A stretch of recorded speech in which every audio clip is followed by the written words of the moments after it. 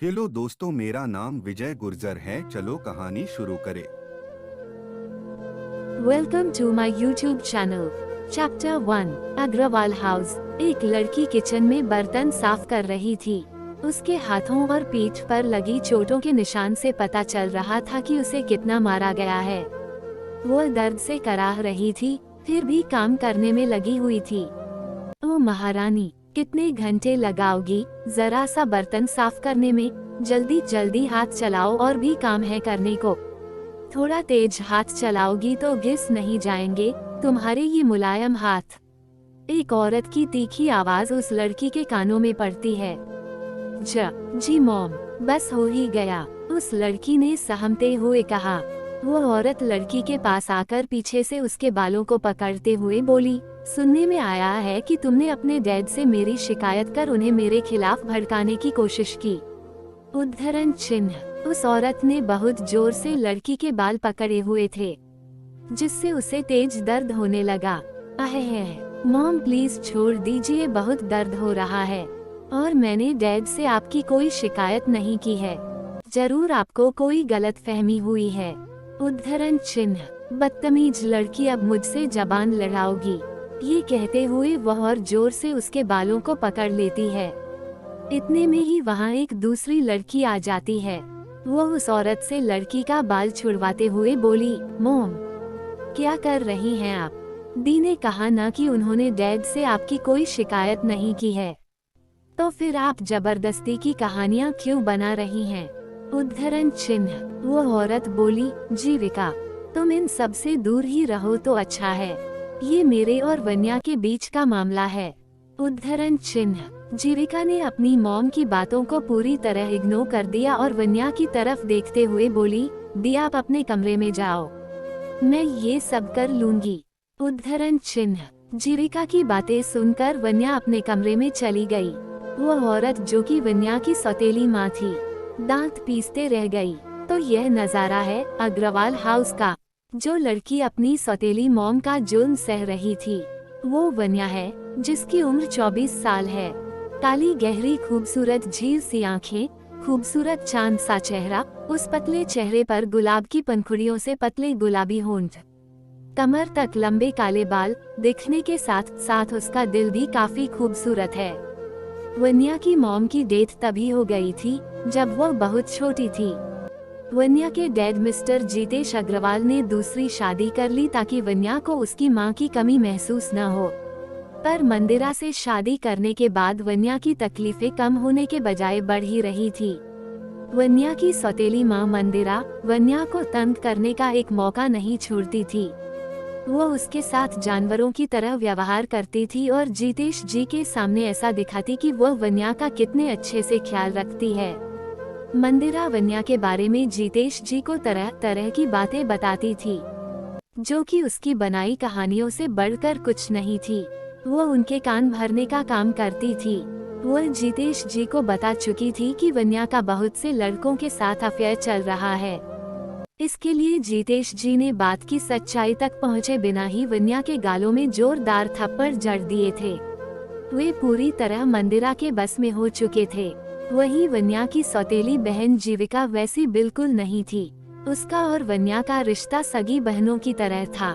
जीविका को ये समझ ही नहीं आता था कि उसकी मॉम वन्या के साथ ऐसा बिहेव क्यों करती हैं। जब भी मंदिरा उसे टॉर्चर करने की कोशिश करती तो जीविका उसे उस टॉर्चर से बचाने का काम करती थी। जीविका को बहुत तकलीफ होती थी ये देखकर कि जीतेश जी खुद वन्या के डैड होते हुए भी उसे समझ नहीं पा रहे थे। वन्या अपने कमरे में आई। एक बार अपनी माँ की फोटो को देखते हुए उसके आंखों में आंसू आ गए। माँ, आप मुझे छोड़कर क्यों चली गईं? आपको पता है डैड और उनकी दूसरी बीवी मिलकर मुझे कितना टॉर्चर करते हैं। मेरे साथ जानवरों से भी बदतर व्यवहार करते हैं। उद्धरण चिन्ह। फिर अपने आंसुओं को पोंछते हुए बोली, पर अब बहुत हुआ। मैं ये टॉर्चर, ये तकलीफें और नहीं सहूंगी। वक्त आ गया है कि मैं इन सब से आजाद हो जाऊं। उद्धरण चिन्ह। ये कहते हुए वह अपनी फ्रेंड दृष्टि को कॉल करती है। दृष्टि, मैं आ रही हूँ। उद्धरण चिन्ह। फिर वह चुपके से अग्रवाल हाउस से निकलकर दृष्टि के अपार्टमेंट की तरफ चली जाती है। दृष्टि उसका वेट कर रही होती है। वन्या अंदर आकर अपना लगेज साइड में रखकर सोफे पर बैठ जाती है। वह दृष्टि के लटके हुए चेहरे की तरफ देखने लगती है। दृष्टि अपनी बुझी हुई आवाज में बोली, मुझे बिल्कुल अच्छा नहीं लग रहा है कि तू मुझसे दूर जा रही है, पर सिचुएशन ही ऐसी है कि मैं तुझसे जाने से रोक भी नहीं सकती। उद्धरण चिन्ह। वन्या दृष्टि के गालों पर हाथ रखते हुए बोली, दृष्टि तू तो ऐसे परेशान हो रही है जैसे मैं हमेशा के लिए तुझसे दूर जा रही हूँ। डोंट वरी यार, एक बार सब कुछ सॉर्टेड हो जाए तो मैं बहुत जल्द तुझसे मिलूंगी। उद्धरण चिन्ह प्रोमिस। उद्धरण चिन्ह प्रोमिस। अच्छा ठीक है, अब मैं निकलती हूँ। उद्धरण चिन्ह इतनी जल्दी नहीं, इतनी जल्दी तो मैं तुझे जाने नहीं दूंगी। मैंने तुझे कॉल पर बताया था ना कि आज आरुष का बर्थडे है और उसमें तुझे चलना है। उसने स्पेशली तेरा नाम लेकर तुझे इनवाइट किया है। अगर तू नहीं गई तो उसे बहुत बुरा लगेगा। उद्धरण चिन्ह ये आरुष भी न, पर दृष्टि इस बार मैं नहीं चाहती कि कोई भी गड़बड़ हो। अगली बार तुझे पता है न, मैंने भागने की कोशिश की थी और पकड़ी गई थी। मुझे कितना पनिश किया गया था। प्लीज यार, अब मुझमें उनकी पनिशमेंट झेलने की बिल्कुल भी ताकत नहीं बची है। वन्या के कहे शब्दों में उसका दर्द, उसकी तकलीफें साफ साफ झलक रही थी। दृष्टि को ये सुनकर बहुत बुरा लग रहा था। वह वन्या के गालों को अपने हाथों में लेकर बोली, वन्या तुझे ऐसे देखकर मुझे जीतेश अंकल पर बहुत गुस्सा आता है। तू उनकी बेटी है यार, और मिसेस मंदिरा से पहले तू उनकी जिंदगी में आई है, पर पता नहीं क्यों उन्हें ये बात समझ नहीं आती। उद्धरण चिन्ह वन्या हम कुछ कर भी तो नहीं सकते न, इसके लिए डैड को खुद अपनी आँखों का पर्दा हटाकर समझना पड़ेगा। पर फिलहाल मैं तेरी बात मानकर पार्टी में जा रही हूँ। मुझे सही सलामत वहाँ से लाने की जिम्मेदारी तेरी है।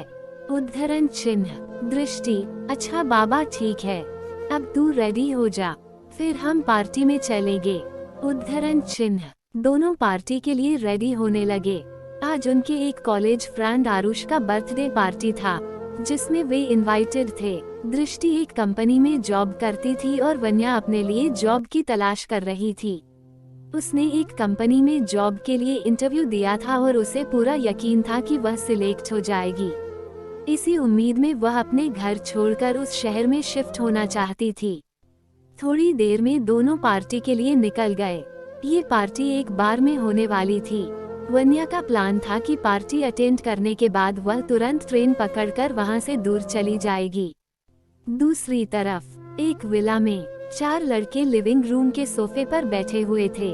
उनमें से एक लड़का जिसका नाम कबीर था, जो कॉलेज टाइम में वन्या और दृष्टि का कॉलेज मेट भी था। कबीर, वन्या ने मुझे सबके सामने डंप करके ठीक नहीं किया, उसे उसके किए की सजा मिलेगी और आज ही मिलेगी। उद्धरण चिन्ह तुषार, पर कैसे ब्रो, हमें तो ये भी नहीं पता कि वन्या अभी कहाँ होगी। उद्धरण चिन्ह कबीर अपनी आंखों में एक शैतानी चमक लेकर बोला, डोंट वरी, वो आज आरुष के बर्थडे पार्टी में आने वाली है, वहीं पे हम उससे सारा हिसाब चुकता करेंगे। उद्धरण चिन्ह फिर जय की तरफ देखकर एक पैकेट की तरफ इशारा करते हुए बोला, जय ये ले लेना, आज रात ये हमारे बहुत काम आने वाला है। उद्धरण चिन्ह कबीर के इतना कहते ही सभी एक शैतानी हंसी हंसने लगे। आयुष, आखिरकार वो लड़की हमें मिल ही गई, अब बस आज रात को उससे अपनी सारी तमन्ना पूरी करनी है। उद्धरण चिन्ह कबीर, चाहे कुछ भी हो जाए, आज उसे हम नहीं छोड़ेंगे, उसे भी तो पता चले कबीर खन्ना से पंगा लेने का क्या अंजाम होता है।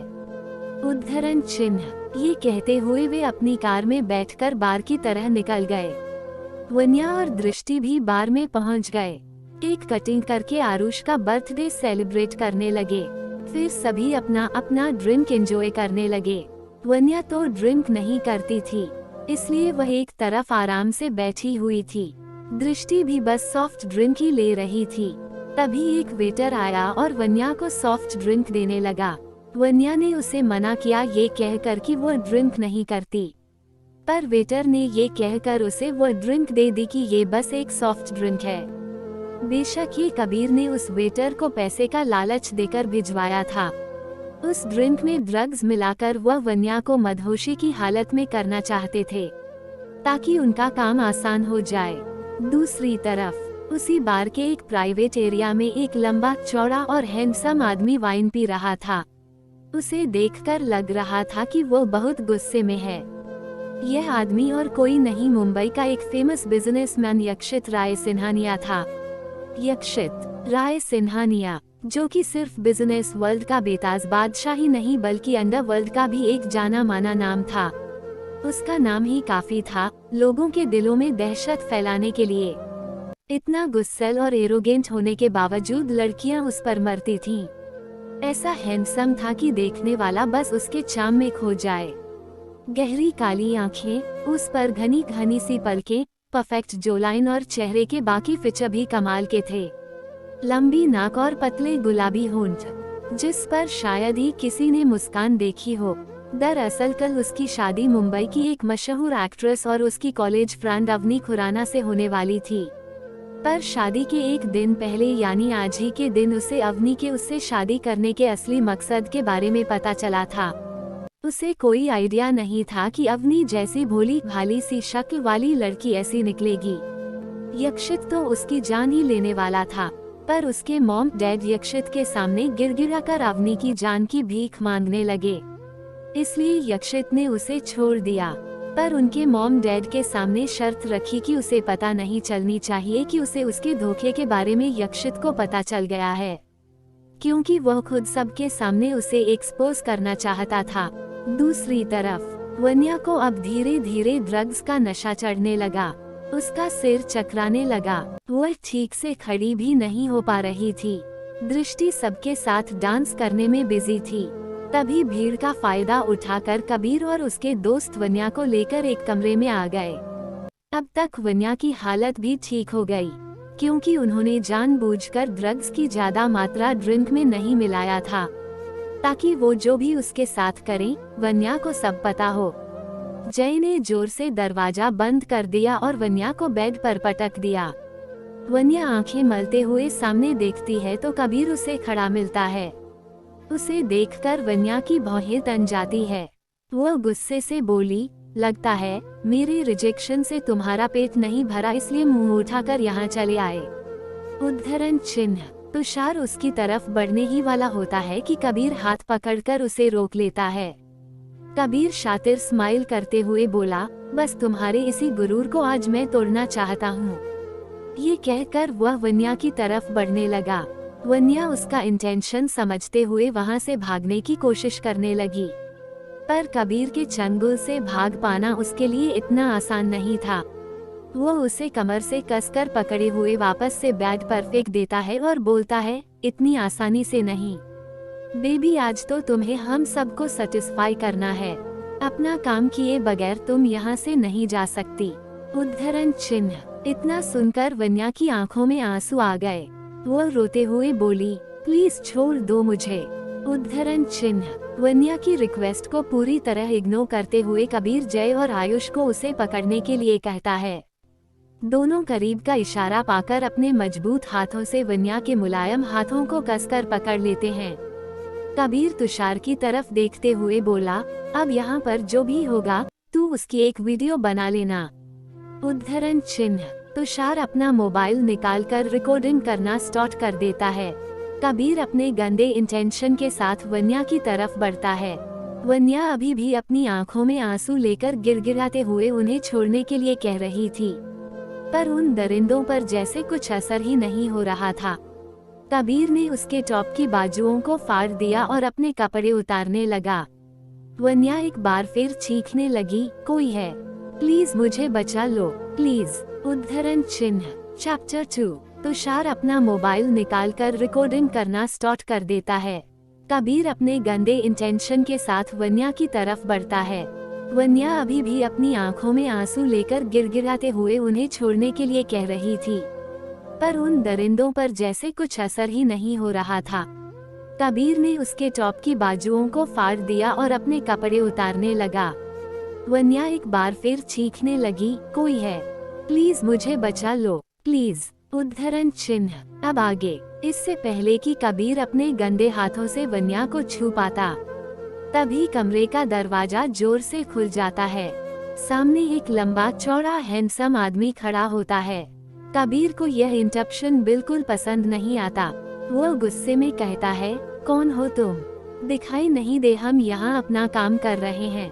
बेहतर होगा कि तुम यहाँ से निकल जाओ, वरना तुम समझ जाओगे कि कबीर खन्ना क्या चीज है।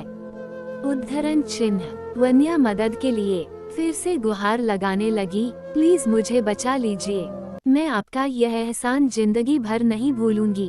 उद्धरण चिन्ह। सामने से एक कड़क आवाज आती है, सॉरी बॉस, मैं गलत टाइम पर आ गया।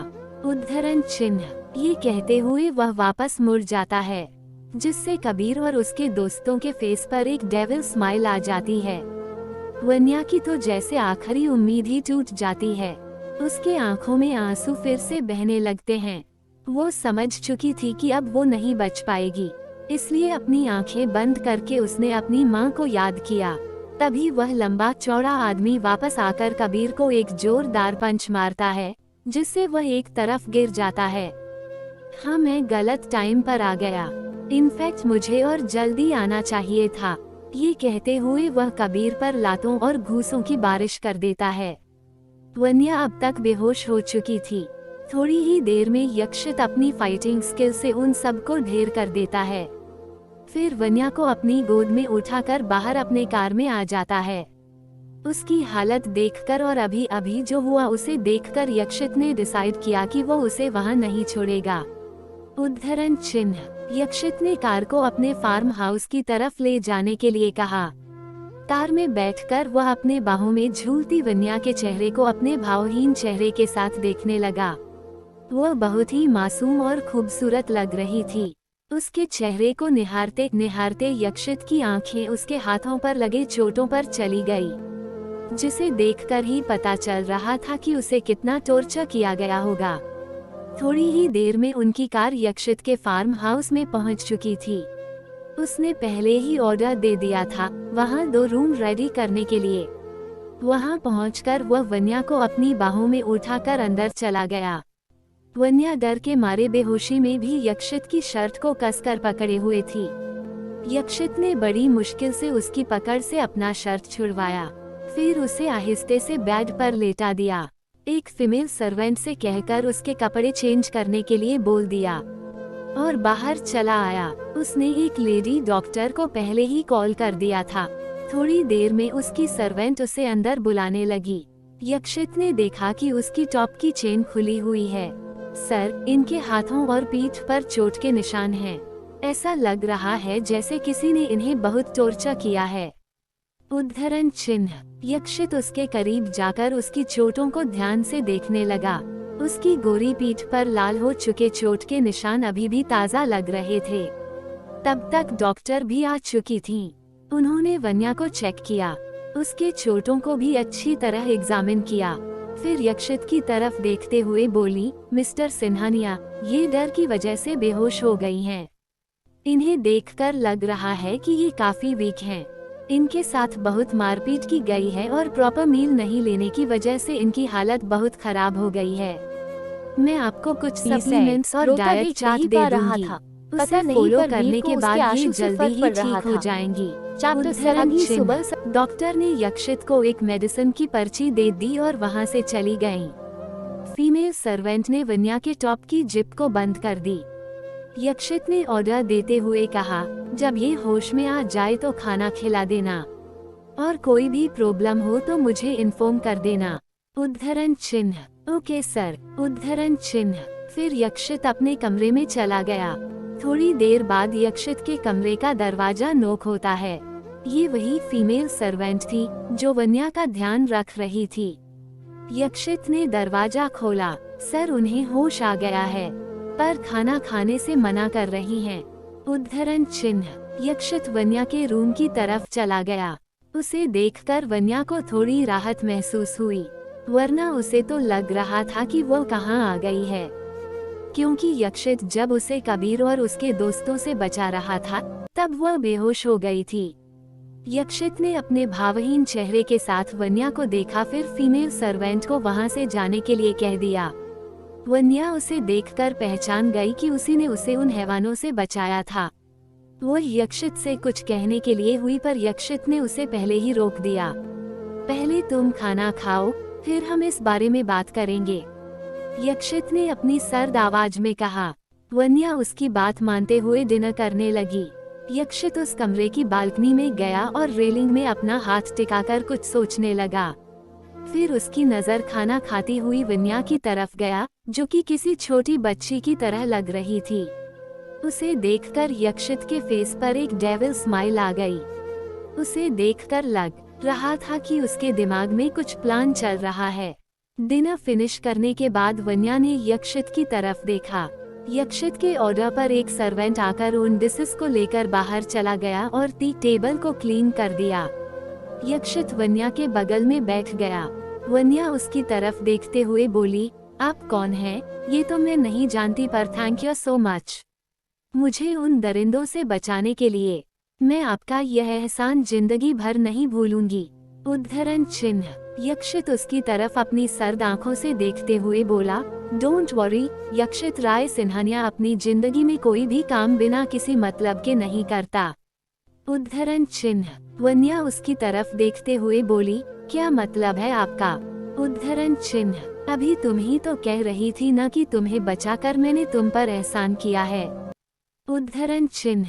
वन्या ने हमें सिर हिला दिया, पर उसे अंदर ही अंदर डर भी लग रहा था कि कहीं वह एक हैवान से बचकर दूसरे हैवान के पास तो नहीं आ गई। तो अब तुम्हारी बारी है मेरे इस एहसान की कीमत चुकाने की। उद्धरण चिन्ह। अब वन्या को डर लगने लगा, क्योंकि यक्षित डायरेक्टली उसे उसके एहसान की कीमत चुकाने के लिए कह रहा था। वो डरते हुए बोली, क्या करना होगा मुझे? उद्धरण चिन्ह। यक्षित सर्द आवाज में बोला, मुझसे शादी करनी होगी। उद्धरण चिन्ह। इतना सुनते ही वन्या की आंखें हैरानी से बड़ी हो जाती है। वह समझ ही नहीं पा रही थी कि जिस इंसान को वह जानती तक नहीं, इनफैक्ट आज ही उससे मिली है, उससे अचानक से शादी कैसे कर ले? पर मैं तो आपकी जानती तक नहीं। नहीं, आप मुझे जानते हैं, तो मैं आपसे कैसे शादी कर सकती हूँ? उद्धरण चिन्ह। तुम चाहो या ना चाहो, पर तुम्हें मुझसे शादी करनी ही पड़ेगी। अगर तुम्हें सीधे तरीके से बात समझ नहीं आती तो यक्षित राय सिन्हानिया को जबरदस्ती करनी भी आती है। उद्धरण चिन्ह। वन्या तो यक्षित की बातों को सुनती ही रह जाती है। उसे समझ आ गया कि उसे क्या करना है। वो मन ही मन बोली, आधी रात को वो यहाँ से निकल जाएगी और ट्रेन पकड़ उस सिटी के लिए निकल जाएगी जहाँ उसने जॉब इंटरव्यू दिया था। यक्षित ने उसके दिमाग को पढ़ लिया और उसकी तरफ अपनी घूरती आंखों से देखते हुए बोला, भागने के बारे में सोचना भी मत। मुझसे इतनी आसानी से भाग पाना आसान नहीं है, इसलिए चुपचाप मैं जैसा कहता हूँ तुम बिल्कुल वैसा ही करोगी, इसी में तुम्हारी भलाई है। कल तुम ब्राइड की तरह रेडी रहोगी, हम कल ही शादी करेंगे। उद्धरण चिन्ह। वन्या तो यक्षित की बातों को सुनती ही रह गई थी, पर उसने भी ठान रखा था कि वह किसी भी कीमत पर शादी तो नहीं करेगी, क्योंकि उसे यहाँ से दूर जाना था ताकि वह एक सुकून की जिंदगी जी पाए। यक्षित उसके कमरे से बाहर आ गया और अपने सर्वेंट को वन्या का ख्याल रखने के लिए कह दिया। साथ ही अपने बॉडी गार्ड्स को भी यह चेता दिया कि फार्म हाउस की सिक्योरिटी एकदम टाइट होनी चाहिए। वन्या की शक्ल देखकर वह समझ चुका था कि वह भागने की कोशिश जरूर करेगी। दूसरी तरफ पार्टी खत्म होने के बाद दृष्टि पागलों की तरह वन्या को ढूंढने लगी, पर वो उसे कहीं भी नहीं मिली। उसे अब अफसोस हो रहा था कि क्यों उसने वन्या को एक पल के लिए अपने आप से दूर किया। वह जानती थी कि उस पर खतरा मंडरा रहा था। उसने बार के कोने कोने को छान मारा, पर वन्या उसे कहीं भी नहीं मिली। उसने उसका फोन भी ट्राई किया, पर उसका फोन तो कबीर और उसके दोस्तों ने तोड़ दिया था, इसलिए वो भी स्विच ऑफ हो गया था। आखिरकार थक हार कर वह वापस अपने अपार्टमेंट आ गई। दूसरी तरफ जीविका को भी वन्या की बहुत टेंशन हो रही थी। उसे उसकी और भी टेंशन होती अगर वह उसका मैसेज नहीं पढ़ती जिसमें वन्या ने लिखा था, अपना ख्याल रखना और मेरी फिक्र मत करना, मैं अपनी जिंदगी की नई शुरुआत करने यहाँ से जा रही हूँ।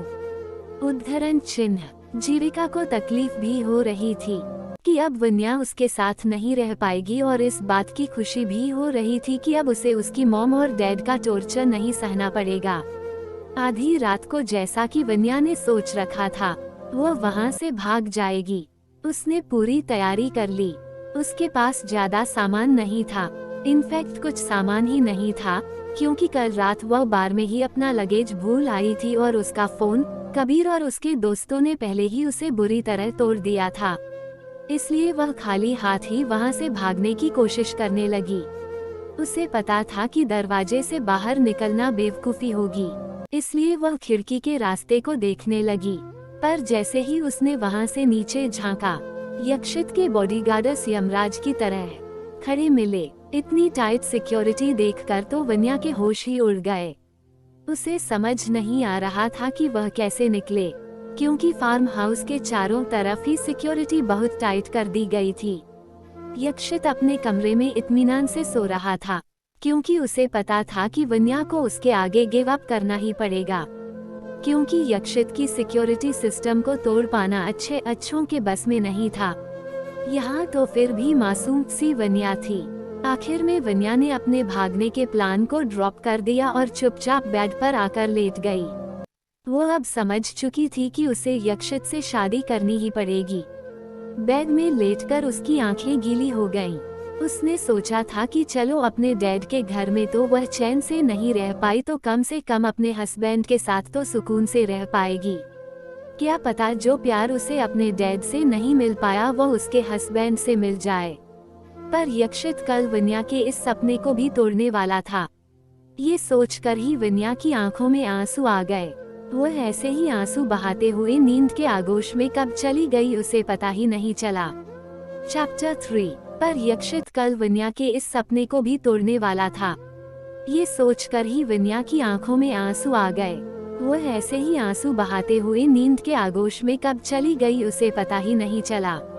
अब आगे। सुबह उठकर यक्षित अपनी रूटीन को फॉलो करते हुए फ्रेश होकर जिम में चला गया। 1 घंटे बाद वह जिम से वापस आ गया। फिर शॉवर लेने वॉशरूम में चला गया। वन्या अभी भी सो ही रही थी। थोड़ी देर बाद वह रेडी होकर बाहर आ गया। व्हाइट और ब्लैक कलर के 3 पीस सूट में वह बेहद हैंडसम लग रहा था। उसने ब्रेकफास्ट किया और एक सर्वेंट को वन्या का ख्याल रखने के लिए कह दिया। साथ में उसे कुछ इंस्ट्रक्शंस भी दिए वन्या को रेडी करने के लिए। फिर वह अपने ऑफिस के लिए निकल गया। कायदे से तो आज उसकी शादी होने वाली थी, इसलिए उसे शादी की तैयारियों में बिजी रहना चाहिए। पर यक्षित राय सिन्हानिया को उसका काम इन सब चीजों से सबसे ऊपर था। जिंदगी में उसे सिर्फ 2 ही चीजों से मतलब था, एक तो अपना बिजनेस और दूसरी उसकी फैमिली। इसके अलावा भी दुनिया में कोई चीज होती है, यक्षित को शायद ही पता हो। प्यार जैसी चीजों का मतलब तो उसे दूर दूर तक पता नहीं था, और न ही वह मतलब रखना चाहता था, क्योंकि उसे लगता था कि शायद उसे अवनी से प्यार हो जाए, क्योंकि अवनी का बिहेवियर उसके और उसके फैमिली के साथ बहुत ही स्वीट था। आज तक उसने अवनी का स्वीट जेस्चर ही देखा था, पर अवनी वह नहीं थी जो यक्षित और उसकी फैमिली को दिखाती थी। उसे यक्षित से कोई मतलब नहीं था, मतलब था तो सिर्फ उसके नाम से, उसके पैसे से और उसकी इतनी बड़ी प्रॉपर्टी से। जब उसे अवनी की असलियत का पता चला, उसी पल से उसे प्यार जैसे शब्द फेक लगने लगे। अब उसने डिसाइड कर लिया कि अब चाहे कुछ भी हो जाए, वह इन सब फीलिंग्स को अपने दिल में पनपने नहीं देगा। पर अगर उसे प्यार जैसी चीजों पर इंटरेस्ट नहीं है तो वह वन्या से शादी क्यों करना चाहता है, ये तो हमें आज शादी के बाद पता चलेगा। यक्षित अपने ऑफिस चला गया। जब वन्या उठी तो उसने सामने की तरफ देखा। एक सर्वेंट उसके सामने बैठी हुई थी। वह वन्या की तरफ देखते हुए बोली, मैडम आप फ्रेश हो जाइए, तब तक मैं आपके लिए ब्रेकफास्ट रेडी करवाती हूँ। सर ने आपका ख्याल रखने के लिए कहा है, इसलिए आपको किसी भी चीज की जरूरत हो तो आप मुझे बोल सकती हैं। उद्धरण चिन्ह। वन्या मन ही मन बोली, बड़े आए ख्याल रखने वाले। अगर इतना ही ख्याल रखना होता तो जबरदस्ती मुझसे शादी क्यों करना चाहते हैं। पर उसने सर्वेंट की तरफ देखते हुए हाँ में सिर हिला दिया और वॉशरूम की तरफ फ्रेश होने के लिए चली गई। थोड़ी देर बाद वह फ्रेश होकर और शॉवर लेकर बाहर आ गई। बेड पर उसके लिए एक से एक एक्सपेंसिव ड्रेसेस रखे हुए थे, पर वन्या ने एक सिंपल सा फ्रॉक ड्रेस पहन लिया जिसमें वह काफी क्यूट लग रही थी। उसने ब्रेकफास्ट किया और वापस रूम में आकर सोफे पर आराम से बैठ गई। दूसरी तरफ सिन्हानिया मेंशन, एक 23 साल का लड़का जो दिखने में बेहद हैंडसम लग रहा था। यक्षित की तरह ही काली गहरी आंखें और खूबसूरत सा चेहरा। पर्सनैलिटी भी बहुत कमाल की थी उसकी। हाइट 5.11 और सेक्सी मस्कुलर बॉडी। वो एक दूसरे लड़के की तरफ देखते हुए बोला, अने भाई, मुझे इस बात की बहुत खुशी हो रही है कि फाइनली आज भाई शादी करने वाले हैं। पर ये जानकर बहुत बुरा लग रहा है कि वो मेकअप की दुकान अवनी मेरी भाभी बनने वाली है। पता नहीं भाई को उसमें क्या दिख गया।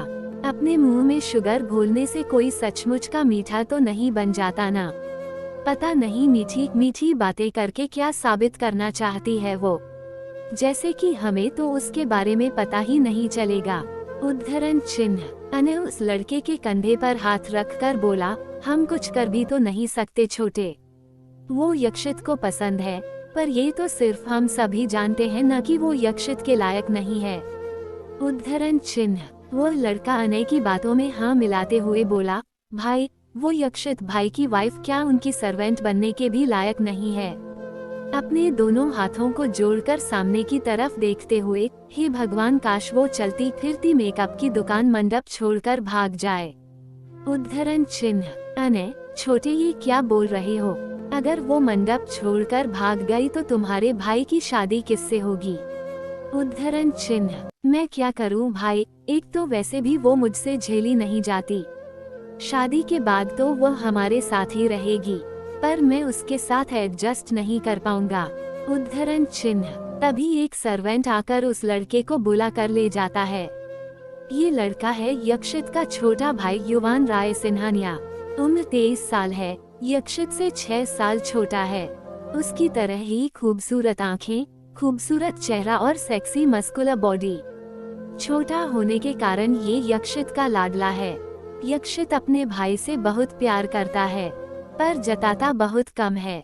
युवान भी अपने यक्षित भाई से अपनी जान से ज्यादा प्यार करता है। युवान के साथ जो दूसरा लड़का था वह है अने सिंह रजावत, यक्षित का बेस्ट फ्रेंड और रजावत इंडस्ट्रीज का वुड बी CEO। ये भी बेहद हैंडसम है। आज यक्षित की शादी होने वाली थी, इसलिए सब इसी की तैयारी में लगे हुए थे। यक्षित के दादाजी मिस्टर चैतन्य राय सिन्हानिया बार बार ये खबर ले रहे थे कि शादी की सारी तैयारियां हो गई है। युवान को भी उस सर्वेंट ने दादाजी के पास बुलाने के लिए आया था। लिविंग रूम में अपनी छड़ी को पकड़े हुए एक बुजुर्ग, जिनकी उम्र 70 साल है, बेसब्री से चले जा रहे थे। युवान उनके पास आया और उनकी बेसब्री को देखते हुए मजाकिया लहजे में बोला, क्या बात है बड़ी, आपकी एक्साइटमेंट लेवल देखकर तो लग रहा है कि आज शादी भाई की नहीं बल्कि आपकी होने वाली है। उद्धरण चिन्ह। ये सुनकर मिस्टर चैतन्य राय सिन्हानिया, यक्षित और युवान के दादाजी अपनी छड़ी दिखाते हुए युवान से बोले, नालायक, अपने दादाजी से ऐसी बातें करते हैं। मैं तेरी उम्र का तेरा यार नहीं हूँ, तेरा दादा हूँ, दादा। उद्धरण चिन्ह। युवान मजाकिया लहजे में बोला, क्या बड़ी, आप भी? किसने कहा कि आप बूढ़े हो गए हैं? अभी तो आप बहुत यंग हैं। मैं तो आपको यही सजेस्ट करूंगा कि आप भी मेरे लिए एक खूबसूरत सी दादी माँ ले आओ। उद्धरण चिन्ह। चैतन्य जी युवान को एक छड़ी लगाते हुए बोले, तू इस उम्र में भी मुझे अपनी दादी से पिटवाना चाहता है? उद्धरण चिन्ह। युवान साइड हटते हुए बोला, बड़ी, दादी माँ तो अभी हेवन में होंगी, उन्हें क्या ही पता चलेगा कि आप यहाँ किसके साथ रास कर रहे हो। उद्धरण चिन्ह। रुक बेटा, आज तो तुझे मैं नहीं छोड़ूंगा, तू दिन ब दिन और बेशरम होता जा रहा है। फिर ऊपर की तरफ देखते हुए बोले, देख रही हो नीलम अपने पोते को? उद्धरण चिन्ह। युवान आगे आगे और चैतन्य जी उसके पीछे अपना छड़ी लेकर दौड़ रहे थे।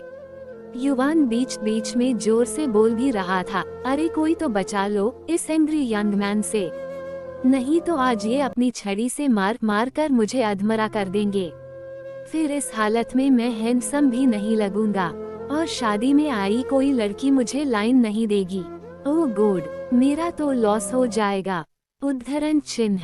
तभी युवान दौड़ते हुए एक 3 साल के क्यूट से बच्चे को देखता है जो कि बिल्कुल ही शांत होता है। वो उस बच्चे के पीछे छिपते हुए बोला, थैंक गॉड वेदांश बेटा, आप अपने चाचू को बचाने के लिए आ गए। उद्धरण चिन्ह। चैतन्य जी सामने खड़े होकर बोले, आज तो तू इस मासूम बच्चे का सहारा लेकर बच गया, पर हर बार तेरी किस्मत इतनी अच्छी नहीं रहेगी। उद्धरण चिन्ह। दोनों एक दूसरे की तरफ देख रहे थे, तभी वह 3 साल का मासूम बच्चा चैतन्य जी के पास गया और बोला, बले दादू, आप तातू को क्यों मार रहे थे? उद्धरण चिन्ह। उसकी स्वीट सी आवाज को सुनकर तो कोई भी अपना गम भुला सकता था। चैतन्य जी अपने घुटने के बल बैठ गए और उसके सिर पर हाथ फेरते हुए बोले, मेरे बच्चे, क्योंकि आपके चाचू बहुत बदमाशी कर रहे थे न, इसलिए। उद्धरण चिन्ह। ये कहते हुए दादा जी युवान के एक कान को पकड़कर मरोड़ देते हैं। अहे दादाजी, छोड़ दीजिए, बहुत दर्द हो रहा है। उद्धरण चिन्ह। तभी एक लड़का वहां आ जाता है। दिखने में बेहद हैंडसम और डैशिंग लग रहा था। वो कैजुअल आउटफिट में था। सिंपल व्हाइट शर्ट और जीन्स पैंट में भी उसकी चार्मिंग पर्सनैलिटी उभर कर आ रही थी। वो दोनों को इस तरह देखकर बोला, क्या बात है, आज हमारे एंग्री यंग मैन की गाज अपने प्यारे पोते पर कैसे गिर गई? उद्धरण चिन्ह। युवान, विवेक भाई देखो न, आज हमारे बड़ी मुझे अधमरा करके ही छोड़ेंगे। उद्धरण चिन्ह। वह छोटा बच्चा जिसका नाम वेदांश है, विवेक के पास जाकर उसके पैरों पर लिपट जाता है। विवेक उसे प्यार से अपने गोद में उठा लेता है। कैसा है मेरा बेबी, आज तो तुम बहुत खुश होगे ना, आज तुम्हारे डैड की शादी जो होने वाली है, आज वेदांश बेटा को उसकी मम्मा मिलने वाली हैं। आप खुश हो ना बेटा? उद्धरण चिन्ह। वेदांश ने अपने मासूम से चेहरे के साथ हाँ में सिर हिला दिया, पर उसके चेहरे पर मुस्कान अभी भी कोसों दूर थी। चैतन्य जी, हाँ, मैं इस नालायक से शादी की तैयारियों की खबर लेने ही आया था, पर अपनी बचकानी हरकतों से इसने मुझे डिस्ट्रैक्ट कर दिया। उन्होंने युवान पर बिगड़ते हुए कहा। युवान जो अपने कानों को रब करने में लगा हुआ था, वह चैतन्य जी की तरफ देखने लगा। विवेक वेदांश को गोद में लिए हुए ही बोला, दादाजी आप टेंशन मत लीजिए, मैंने सारी चीजें चेक कर ली है, सारी तैयारियां अच्छे से हो गई है, अब बस यक्षित के दूल्हा बनने की बारी है। उद्धरण चिन्ह। चैतन्य जी, चलो ठीक है, तुम सब तैयार हो जाओ और अपने बिजी दोस्त को भी याद दिला देना कि कम से कम आज टाइम पर आ जाए। अगर वो भूल गया है तो आज उसकी शादी है। उद्धरण चिन्ह। विवेक, डोंट वरी दादाजी, आप टेंशन मत लीजिए, वो टाइम पर रेडी हो जाएगा, इसकी जिम्मेदारी मैं और युवान लेते हैं। उद्धरण चिन्ह। चैतन्य जी, ठीक है, मैं अब अनिल को देखकर आ रहा है। पता चला कि शादी हो रही है और दूल्हे का बाप ही मंडप में नहीं है।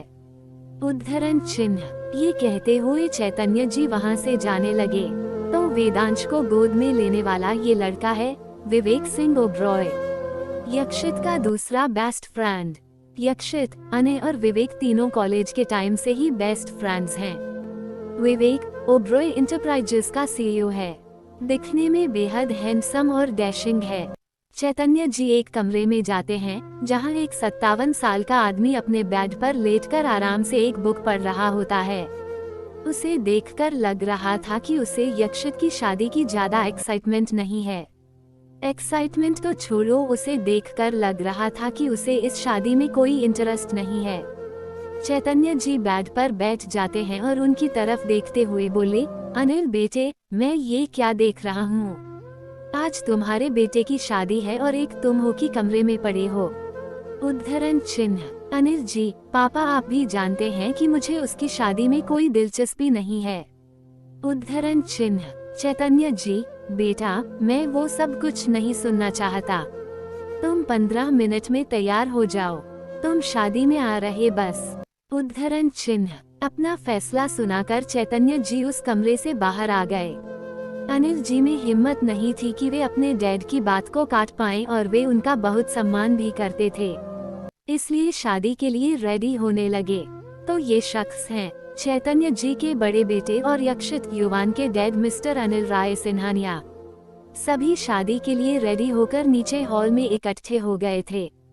शादी एक 7 स्टार होटल में होने वाली थी। सभी वहीं जाने वाले थे। यक्षित सीधे वहीं रेडी होने वाला था। आज सभी एक थीम बेस्ड वेडिंग आउटफिट्स में थे। क्रीम कलर के कुर्ते और पजामे के कॉम्बिनेशन में आज सिन्हानिया मेंशन के सभी आदमी कहर गा रहे थे। उनको एक साथ देखकर ऐसा लग रहा था जैसे आज ट्रेडिशनल वेयर में सारे मॉडल्स रैंप वॉक करने वाले हों। हैंडसम आदमियों की यह टोली यक्षित की शादी के लिए होटल के लिए निकल गई। चैप्टर 4। आज सभी एक थीम बेस्ड वेडिंग आउटफिट्स में थे। क्रीम कलर के कुर्ते और पजामे के कॉम्बिनेशन में आज सिन्हानिया मेंशन के सभी आदमी कहर गा रहे थे। उनको एक साथ देखकर ऐसा लग रहा था जैसे आज ट्रेडिशनल वेयर में सारे मॉडल्स रैंप वॉक करने वाले हों। हैंडसम आदमियों की यह टोली यक्षित की शादी के लिए होटल के लिए निकल गई। अब आगे छोटा वेदांश भी आज क्रीम कलर के क्यूट से कुर्ते और पजामे में था। उसने पैरों में क्यूट से जूते पहन रखे थे। वह अपने युवान चाचू के गोद में था। सभी होटल में पहुंच चुके थे। बस यक्षित का ही इंतजार था। दादाजी कब से बेताबी से उसके इंतजार में थे। दरअसल यक्षित की एक इम्पोर्टेंट मीटिंग अटेंड करनी पड़ी जिसकी वजह से वह लेट हो रहा था। दूसरी तरफ एक होटल रूम में अवनी दुल्हन के जोड़े में बिल्कुल तैयार थी। मेकअप आर्टिस्ट उसका मेकअप कर रही थी। थोड़ी देर में वह बिल्कुल तैयार हो गई।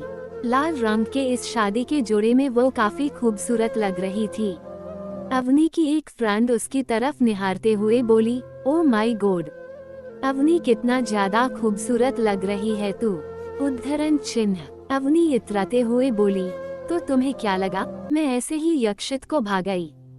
जरूर मुझमें कुछ ऐसी क्वालिटी तो जरूर होगी न जिससे यक्षित को सिर्फ मैं ही नजर आई उसकी लाइफ पार्टनर बनने के लिए।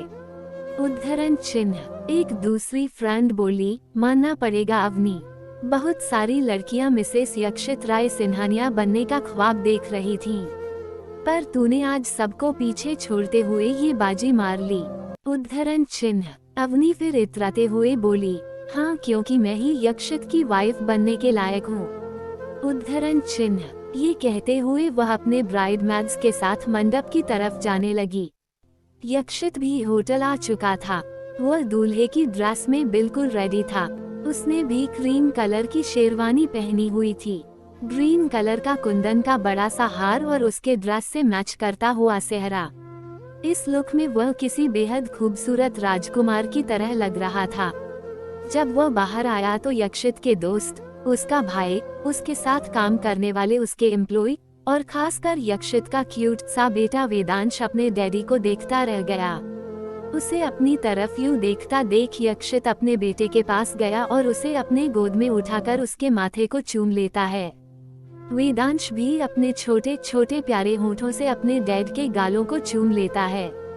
फिर यक्षित उसे युवान की गोद में दे देता है और मंडप में बैठ जाता है। आज इस शादी में क्या होने वाला था ये यक्षित के अलावा और कोई नहीं जानता था। अवनी भी मंडप में आ गई। उसके आने के बाद शादी की सारी विधियां होनी शुरू हो गई। मंत्र उच्चारण के बाद पंडित जी ने यक्षित को अवनी की मांग भरने के लिए कहा, पर इससे पहले ही वहां लगे म्यूजिक सिस्टम में अवनी की आवाज ने सबका ध्यान अपनी तरफ आकर्षित कर लिया, जिसमें वह साफ साफ अपने मुंह से ही कबूल रही थी कि वो यक्षित से क्यों शादी कर रही है। ये सुनकर अवनी ताव में आ गई। वो अपना घूंघट हटाते हुए बोली, ये क्या बकवास है, आई से स्टॉप दिस नॉनसेंस। उद्धरण चिन्ह। यक्षित अपनी सर्द आवाज में बोला, ये नॉनसेंस नहीं बल्कि तुम्हारा असली चेहरा है।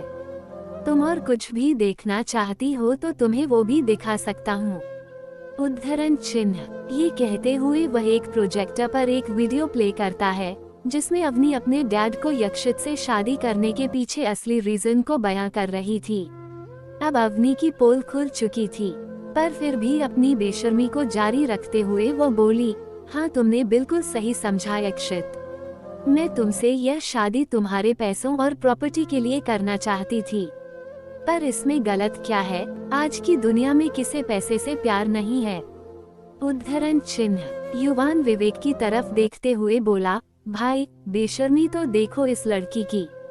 उद्धरण चिन्ह। यक्षित अपनी सर्द आंखों से उसकी तरफ घूरते हुए बोला, इतने सालों में क्या तुम ये नहीं जान पाई कि यक्षित राय सिन्हानिया को धोखे से सख्त नफरत है? या अपनी अच्छाई का नाटक करते करते तुम ये भूल गई थी? उद्धरण चिन्ह। अवनी, ओके फाइन, मैं समझ गई कि तुम्हें मेरे इरादों का पता चल चुका है, पर मैं भी तो देखूं कि तुम किससे शादी करते हो। यक्षित राय सिन्हानिया, तुम्हारे गुस्सैल और एरोगेंट नेचर को देखते हुए मुझे नहीं लगता कि कोई भी लड़की तुमसे शादी करने के लिए रेडी होगी। उद्धरण चिन्ह। यक्षित अपनी आंखों में एक चमक लेकर बोला, don't worry miss Avni Khurana, तुम्हें मेरी चिंता करने की कोई जरूरत नहीं है। मेरी शादी इसी मंडप में होगी और आज ही होगी। उद्धरण चिन्ह।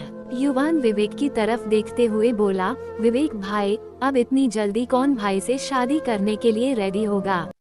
उद्धरण चिन्ह। घर के बाकी आदमी भी हैरान होकर यक्षित को देखते रह गए। तभी शादी के जोड़े में वन्या वहां पर आ गई। यक्षित पूरी तैयारी के साथ वहां आया था। उसने वन्या का हाथ पकड़ते हुए मंडप तक ले आया। अने विवेक और युवान की तरफ देखते हुए बोला, ये लड़की कौन है? उद्धरण चिन्ह। युवान, भाई ये जो भी हैं, पर इस मेकअप की दुकान अवनी से तो फार बेटर है। थैंक गॉड आपने मेरी सुन ली। उद्धरण चिन्ह। यक्षित पंडित जी की तरफ देखते हुए बोला, पंडित जी शादी की विधियां शुरू करें। उद्धरण चिन्ह। पंडित जी ने मंत्र पढ़ना शुरू किया। वन्या बहुत ही नर्वस और बेचैन हो रही थी। आज उसकी शादी हो रही थी। आज उसकी जिंदगी का बड़ा दिन था, पर उसका कोई भी अपना वहां मौजूद नहीं था। उसने अपनी शादी को लेकर न जाने क्या क्या सपने देखे थे। अपने फ्यूचर हस्बैंड को लेकर भी बहुत सपने संजो लिए थे, जो आज उसे टूटते नजर आ रहे थे। इन सब की वजह से उसके हाथ ठंडे पड़ चुके थे, जिसे यक्षित महसूस कर पा रहा था। तभी एक बूंद आंसू वन्या की आंखों से निकलकर यक्षित के हाथों में गिर जाती है। वो एक नजर उठाकर वन्या की तरफ देखता है। इस वक्त वह अपनी आंखों को बंद किए हुए होती है। कुछ ही देर बाद यक्षित वन्या की मांग में सिंदूर भरकर और उसे मंगलसूत्र पहनाकर 7 फेरे ले लेता है और 7 जन्मों के इस पवित्र बंधन में बंध जाता है। यक्षित ने अवनी के सामने ही आज शादी कर ली। अवनी तो बस देखती ही रह गई। उसे तो बिल्कुल भी अंदाजा नहीं था कि यक्षित ऐसा कुछ भी कर सकता है। वो मन ही मन वन्या को देखते हुए बोली, तो तुम्हारी वजह से यक्षित मुझसे दूर हो गया, पर तुम देखना बहुत जल्द तुम अपने किए पर पछताओगी। Just wait and watch. ये कहते हुए वह वहाँ से पांव पटकते हुए चली गई। युवान तो बहुत खुश था। वह तो बिल्कुल नहीं चाहता था कि उसके भाई की शादी अवनी से हो। वह इसलिए भी खुश था क्योंकि वन्या उसे बहुत स्वीट और प्यारी लग रही थी। यक्षित वन्या को दादाजी के पास ले जाकर उनके पैर छूने के लिए बोला। यक्षित और वन्या दादाजी से आशीर्वाद ले लेते हैं। तभी यक्षित अपने डैड अनिल जी को देखता है। चैतन्य जी उन्हें इशारे से हाँ कहते हैं। दोनों उनके पैर छूते हैं तो अनिल जी दोनों को आशीर्वाद देते हैं। युवान चाहते हुए अपने भाई और भाभी को हग करते हुए बोला, कॉन्ग्रेचुलेशंस भाई एंड भाभी। उद्धरण चिन्ह। युवान के बाद बारी बारी से विवेक और अनय भी उन्हें कंग्रेचुलेट करते हैं। उनके बाद तेजस, समर्थ, आस्तिक, भाविक, ध्रुव और एकांत भी अपने बॉस और अपनी नई मैडम को कंग्रेचुलेट करते हैं। फिर उनकी कार सिन्हानिया मैंशन की तरफ जाने लगती है। यक्षित और वन्या एक कार में होते हैं और बाकी सब दूसरी कारों में। मैंशन पहुंचने के बाद यक्षित और वन्या कार से बाहर आते हैं। दादाजी और बाकी सब पहले ही वहां पहुंच चुके थे। सब शादी अटेंड करते करते बुरी तरह थक चुके थे। दादाजी के इशारे पर वन्या चावल से भरे कलश पर अपने दाएं पैर से उसे गिराकर सिन्हानिया मैंशन में अपना कदम रखती है। सभी बहुत थके हुए होते हैं, इसलिए अपने अपने कमरों में सोने चले जाते हैं। वन्या को भी यक्षित के कमरे में ले जाया जाता है। वहां आकर वह हैरानी से कमरे की एक एक चीजों को देखने लगती है। सारी चीजें बड़े सलीके से रखी हुई थी। कमरे का थीम पूरा वाइट था। कुछ पेंटिंग्स भी लगी हुई थी जो काफी खूबसूरत लग रही थी। रूम से अटैच्ड एक बालकनी भी था जो ग्लास डोर से होकर जाया जाता था। बेडरूम से अटैच्ड और भी रूम्स थे। फिर वन्या की नजर यक्षित के बड़े से मुलायम बिस्तर पर गई, जो कि सफेद लिली और गुलाब से सजा हुआ था, जो कि उनके फर्स्ट नाइट के लिए प्रिपेयर किया गया था। ये देखकर वन्या की आंखें बड़ी बड़ी हो गई। उसे घबराहट भी होने लगी कि पता नहीं आज यक्षित उसके साथ क्या करने वाला है। कहीं ये शादी उसने उसका फायदा उठाने के लिए तो नहीं किया है। वन्या के मन में तरह तरह के ख्याल आने लगे। वो हाथ जोड़कर सामने की तरफ देखते हुए बोली, हे भगवान प्लीज, मैं ऑलरेडी अपनी लाइफ में बहुत कुछ सह चुकी हूँ। अब प्लीज आप मेरे साथ ऐसा कुछ मत कीजिएगा जिससे मैं पूरी तरह टूट जाऊं। वन्या के शब्दों में उसका दर्द साफ साफ झलक रहा था। फिर उसकी नजर बेड के ठीक पीछे दीवार पर लगी एक बड़ी सी तस्वीर पर गई, जो कि यक्षित और वेदांश की थी। उस फोटो में यक्षित वेदांश को बहुत प्यार से हग किए हुए था। दोनों बहुत ही प्यारे लग रहे थे, बिल्कुल एक बाप बेटे की तरह। थोड़ी देर तक उस तस्वीर को निहारने के बाद वन्या ग्लास डोर के पास आकर बाहर चांद को निहारने लगी। उस चांदनी रोशनी में वन्या का रंग और भी खिल उठा था। तभी कमरे का दरवाजा खुला और यक्षित एंटर हुआ। कमरे में आते ही उसकी नजर सबसे पहले अपने बेड की तरफ पड़ी, जो कि फूलों से बिल्कुल सजी हुई थी। फिर उसने वन्या की तरफ अपनी नजरें घुमाई। वह चांद को निहारने में इतनी बिजी थी कि उसे एहसास ही नहीं हुआ कि यक्षित रूम में आ चुका है। यक्षित ने उसके कंधे पर अपना एक हाथ रखा, जिससे वन्या हड़बड़ाकर उसकी तरफ देखने लगी। वन्या ने एक नजर यक्षित को देखा, फिर अगले ही पल उस बेड को जो कि फूलों से सजा हुआ था। फिर उसने अपनी नजरें झुका लिया। यक्षित समझ गया कि वन्या घबरा रही है। ये देखकर यक्षित को एक खुरापात सूझा। उसने अपनी एक उंगली से वन्या के चिन्ह को ऊपर किया। वो उसके कंधे को पकड़कर बेड की तरफ मुंह करते हुए बोला, देखो आज हमारे लिए कितनी तैयारियां की गई है। आई थिंक हमें उनकी इस मेहनत को बर्बाद नहीं करनी चाहिए। उद्धरण चिन्ह। ये कहते हुए वन्या की तरफ बढ़ने लगा।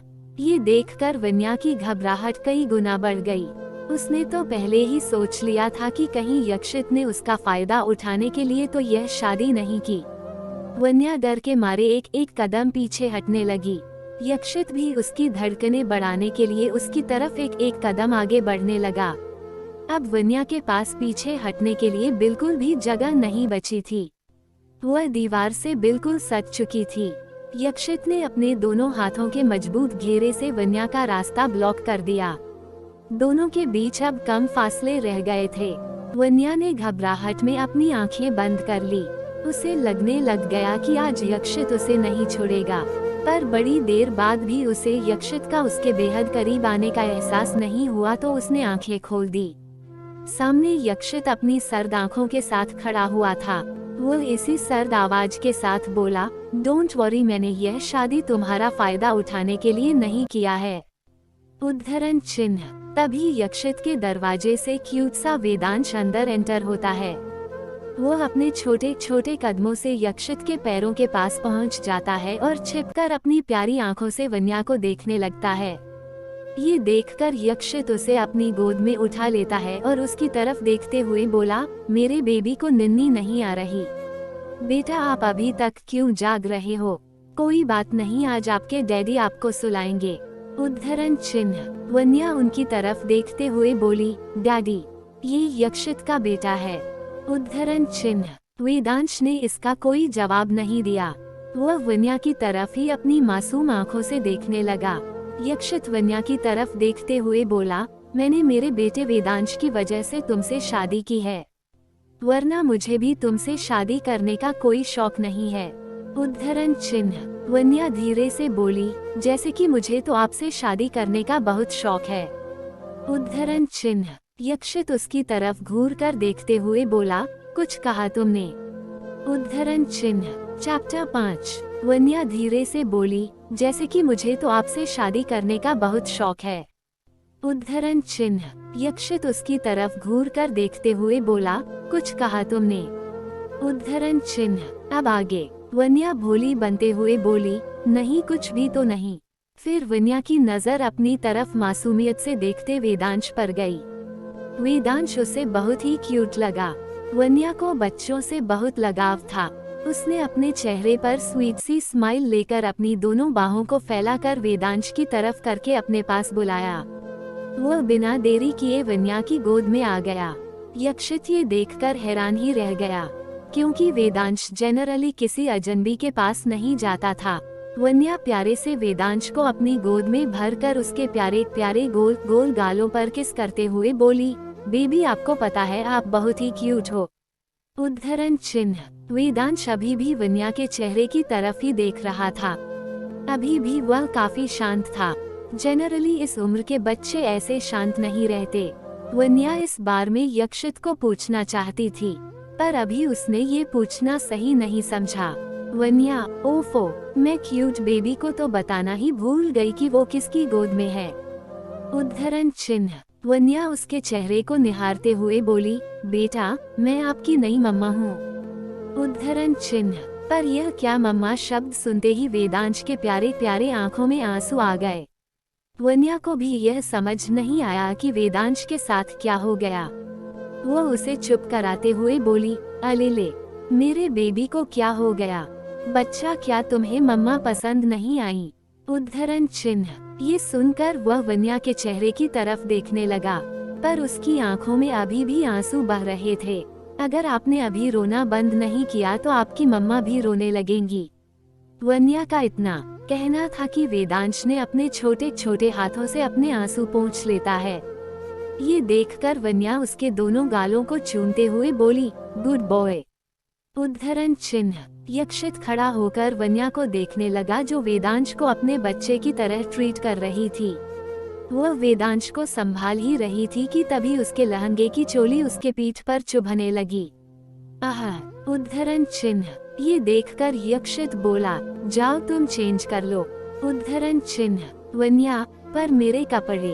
उद्धरण चिन्ह। यक्षित, डोंट वरी, तुम्हारी जरूरत का सारा सामान मैंने इस कमरे में रखवा दिया है। You can go and change now. उद्धरण चिन्ह। यक्षित वन्या से वेदांश को लेने के लिए हुआ ताकि वह चेंज कर सके, पर वेदांश वन्या की गोद से उतरते के लिए तैयार नहीं था। वन्या को उसकी मासूमियत पर बहुत प्यार आ रहा था। वो उसके गालों को चूमते हुए बोली, बेटा मम्मा बस 10 मिनट में आ जाएंगी, तब तक आप डैडी के साथ रहो, ओके।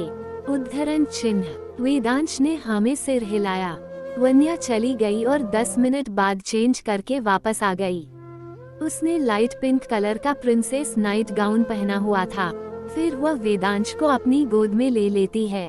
तब यक्षित भी चेंज करने के लिए चला जाता है। वन्या वेदांश को कहानी सुनाने लगती है। 10 मिनट बाद यक्षित जब कमरे में वापस आया तो उसने देखा कि वन्या वेदांश को कहानी सुनाने में बिजी है, और वेदांश भी अच्छे बच्चे की तरह उसकी कहानी बड़े चाव से सुन रहा था। यक्षित तो दोनों की बॉन्डिंग को देखता ही रह गया। वन्या ने एक ही दिन में वेदांश से इतनी अच्छी बॉन्डिंग बना ली थी। तभी कहानी में एक मॉन्स्टर का जिक्र हुआ, जिससे वेदांश डर गया। अब तक यक्षित भी बेड पर आकर लेट चुका था। उसकी नजरें बेड पर बैठी वन्या और अपने बेटे वेदांश पर थी। वेदांश को डरा हुआ देख वन्या उसे अपने सीने में छिपा लेती है और अपनी कहानी पूरी करने लगती है। कहानी पूरी होते होते वेदांश की आंखें बंद हो चुकी थी। उसे सोया हुआ देख वन्या उसके माथे को चूम लेती है और उसे यूं ही अपने सीने से लगाकर लेट जाती है। यक्षित थोड़ी देर तक वन्या और वेदांश को यूं ही निहारता है, फिर उनके करीब आकर वह भी सो जाता है। अगली सुबह सबसे पहले यक्षित की नींद खुलती है तो उसकी नजर वन्या पर पड़ती है, जो वेदांश को अपने सीने से लगाकर सो रही थी। वेदांश के चेहरे पर भी वन्या के पास सोने से एक अलग ही सुकून दिखाई दे रहा था, जो सुकून यक्षित भी अपने बेटे को नहीं दे पाया था। वो एक नजर दोनों को निहार कर वॉशरूम में फ्रेश होने के लिए चला गया, फिर अपने जिम वियर पहनकर जिम की तरफ चला गया। इस वक्त जिम में कोई नहीं था सिवाय यक्षित के। 10 मिनट के अंदर ही वहाँ सभी बॉयज आ गए।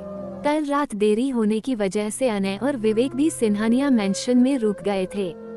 इसलिए आज जिम में युवान, अनय, विवेक, आस्तिक, भाविक, ध्रुव, एकांत सब थे। सभी सुबह सुबह यक्षित को जिम में देखकर खुसूर फुसूर करने लगे। यक्षित भी समझ पा रहा था कि आखिर ये इम्पोर्टेंट चर्चा किस पर हो रही होगी, पर उसने इस फालतू टॉपिक पे टाइम वेस्ट करना नहीं चाहा। अनय यक्षित के कंधे पर हाथ रखकर बोला, यार यक्षित वेरी बैड। हमें लगा था कि कम से कम आज तो तू लेट आएगा, पर नहीं लगता है कल रात तूने भाभी को डिसअपॉइंट कर दिया। उद्धरण चिन्ह। यक्षित अच्छी तरह समझ रहा था कि अनय का इशारा किस तरफ है। वो एक नज़र घूरकर अनय को देखने लगा। इतने में युवान आ गया और सारी कसर पूरी करते हुए बोला, भाई, भाभी के साथ आप दोनों को जोड़ी बहुत अच्छी लगती है। मैं बहुत खुश हूँ कि आपने उस अवनी खुराना को डंप करके भाभी से शादी कर ली। भाभी तो बहुत ब्यूटीफुल हैं। आई एम श्योर आपकी फर्स्ट नाइट का एक्सपीरियंस बहुत रोमांटिक रहा होगा। उद्धरण चिन्ह। पीछे आस्तिक और भाविक मुंह दबाकर हंस रहे थे, क्योंकि सबके सब यक्षित की फर्स्ट नाइट के एक्सपीरियंस के पीछे पड़ गए थे। विवेक भी बार बार यक्षित से बस यही पूछे जा रहा था। यक्षित ने 100 सवाल का एक जवाब देते हुए कहा, इनफ। मुझे समझ नहीं आ रहा कि तुम लोगों को मेरे फर्स्ट नाइट के एक्सपीरियंस पर इतना इंटरेस्ट क्यों आ रहा। मैं तुम सबको यही सजेस्ट करूंगा कि तुम लोग भी शादी कर लो, फिर खुद ही जान जाओगे। तुम सब कान खोलकर सुन लो, मैंने ये शादी सिर्फ और सिर्फ वेदांश के लिए की है, ताकि उसको उसकी माँ मिल जाए। बस इसके अलावा इस शादी का और कोई मतलब नहीं है। सभी एकदम साइलेंट हो गए, क्योंकि अगर अभी किसी ने कुछ भी कह दिया या पूछ लिया तो मामला गड़बड़ हो सकता था। सभी जिम करने के बाद अपने अपने रूम की तरफ चले गए। यक्षित के जाने के बाद वन्या की नींद भी खुल चुकी थी।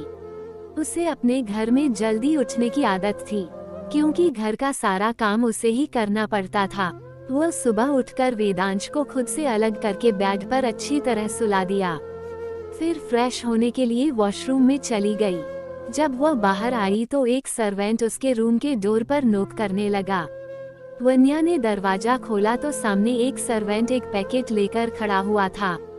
मैडम, ये बड़े साहब ने आपके लिए भिजवाया है। उद्धरण चिन्ह। वन्या हाँ कहते हुए वह पैकेट सर्वेंट से ले लेती है। ये चैतन्य दादाजी ने वन्या के लिए भिजवाया था। वन्या शॉवर लेकर तैयार होने लगी।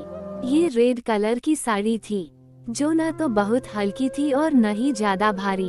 वन्या को साड़ी पहननी पहले से आती थी, इसलिए उसे प्रॉब्लम नहीं हुई। उसने आराम से यह साड़ी पहन ली, फिर ड्रेसिंग मिरर के पास आकर बाकी ज्वेलरीज पहनने लगी। गले में उसने यक्षित के नाम का मंगलसूत्र पहना और दादाजी का भिजवाया साड़ी से मैच करता हुआ कुंदन का हार। कानों में मीडियम साइज की इयररिंग्स पहने। बालों को उसने खुला ही रखा था। इस लुक में वह काफी खूबसूरत लग रही थी। वेदांश अभी भी सो ही रहा था। उसने उसे अपनी गोद में उठाया और नीचे की तरफ जाने लगी। नीचे सभी खड़े थे। चैतन्य जी, अनिल जी, युवान, यक्षित, विवेक, अनय, आस्तिक, भाविक, ध्रुव, एकांत सभी थे। जैसे ही वन्या वेदांश को गोद में लेकर नीचे उतरने लगी, सबकी नजरें यकायक उस पर टिक गई। वो बिल्कुल वेदांश की माँ लग रही थी। सबको अपनी तरफ यूं देखता देख वन्या अनकंफर्टेबल टेबल हो गई। उनकी तरफ देखकर वह मन ही मन सोचने लगी, क्या यहाँ के सभी फैमिली मेंबर लड़के ही हैं? उद्धरण चिन्ह। वन्या का ये सोचना जायज था, क्योंकि वहाँ सभी फैमिली मेंबर मेल ही थे। वहाँ पर फीमेल के नाम पर काम करने वाली 7 सी थी। मतलब उसके अलावा और कोई फीमेल मेंबर सिन्हानिया फैमिली में नहीं थी। नीचे आकर वन्या सबसे पहले दादाजी के पैर छू लेती है। वे उसे आशीर्वाद देते हैं। फिर वह अनिल जी के भी पैर छू लेती है। वह भी उन्हें आशीर्वाद देते हैं, पर उनका चेहरा पूरी तरह भावहीन होता है। वन्या दादाजी को कहकर वेदांश को उसके कमरे में रेडी करने के लिए ले जाती है। वह सबसे पहले उसे नींद से जगाती है, पर वह नींद में कुनकुनाते हुआ वापस अपने छोटे छोटे हाथों से वन्या की गर्दन को थाम लेता है। पर वन्या उसे प्यार से उठाते हुए बोली, वेदांश बेटे, अगर आप ऐसे ही मम्मा की बाहों में सोते रहोगे तो आपको मम्मा के हाथों से आपकी फेवरेट डिश खाने को नहीं मिलेगी। क्या आप ऐसा चाहते हो? उद्धरण चिन्ह। फेवरेट डिश का नाम सुनकर वेदांश ने जल्दी से अपनी आंखें खोल ली और मासूमियत में नमे सिर हिला दिया। ये देखकर वन्या उसके गाल पर थपकी देते हुए बोली, गुड बॉय। उद्धरण चिन्ह। फिर उसे रेडी करने के लिए वॉशरूम में ले गई। थोड़ी देर बाद वो उसे रेडी करके बाहर ले आई। तब तक घर के सभी लोग रेडी हो चुके थे और हॉल में हाजिर थे। युवान वेदांश को वन्या की गोद से ले लेता है। चैतन्य जी वन्या का वेलकम करते हुए बोले, आपका इस घर में स्वागत है बेटा। उद्धरण चिन्ह। वन्या उनकी तरफ देखते हुए मुस्कुराती है और थैंक यू कहती है। चैतन्य जी वन्या का सबसे परिचय करवाने के अंदाज में कहते हैं, आइए सबसे पहले हम आपका सबसे परिचय करवाते हैं, पर इससे पहले हम आपका परिचय जानना चाहेंगे। उद्धरण चिन्ह। वन्या जी, मेरा नाम वन्या अग्रवाल है। उद्धरण चिन्ह। चैतन्य जी मुस्कुराते हुए बोले, बेटा आज से आप वन्या यक्षित राय सिन्हानिया हैं। उद्धरण चिन्ह। वन्या मुस्कुराते हुए हाँ में सिर हिला देती है। चैतन्य जी अपना इंट्रोडक्शन राउंड जारी रखते हैं। सबसे पहले हम अपने आप से शुरुआत करते हैं। बेटा, हम हैं आपके दादाजी मिस्टर चैतन्य राय सिन्हानिया। वन्या उनके पैर छूकर उनका आशीर्वाद लेती है, फिर अनिल जी की तरफ इशारा करते हुए बोले, ये है आपके डैड मिस्टर अनिल राय सिन्हानिया। वह अनिल जी के भी पैर छू लेती है, फिर युवान की तरफ देखते हुए बोले, ये है हमारा सबसे शैतान पोता, यक्षित का छोटा भाई और आपका देवर युवान राय सिन्हानिया। युवान खुश होकर वन्या को हग कर लेता है, पर उसे इस बात का अंदाजा नहीं होता कि यक्षित की जलती आंखें उसे ही घूर रही हैं। फिर एक एक करके दादाजी वन्या को विवेक से, अनय से मिलवाते हैं। दोनों अपनी भाभी से हैंडशेक करते हैं और उन्हें सिन्हानिया फैमिली में वेलकम करते हैं। इसी तरह वे वन्या का परिचय आस्तिक, भाविक, ध्रुव और एकांत से करवाते हैं। आस्तिक राजवंश यक्षित का चीफ बॉडीगार्ड है, जो यक्षित और सिन्हानिया फैमिली के सभी मेंबर्स की सिक्योरिटी देखता है। भाविक मुखर्जी, ध्रुव सिंघल और एकांत राजदान यक्षित के wonderful team black Jaguar squad के तीनों स्क्वाड के हेड्स हैं। इस टीम का हेड यक्षित खुद था। ये तीनों भी सिन्हानिया मेंशन में ही रहते थे। To be continued. आगे के चैप्टर में हम वेदांश के बारे में जानेंगे कि क्या वह यक्षित के खुद का बेटा है या उसने उसे गोद लिया है। तब तक के लिए पढ़ते रहिए। Thanks for watching our subscribe comments.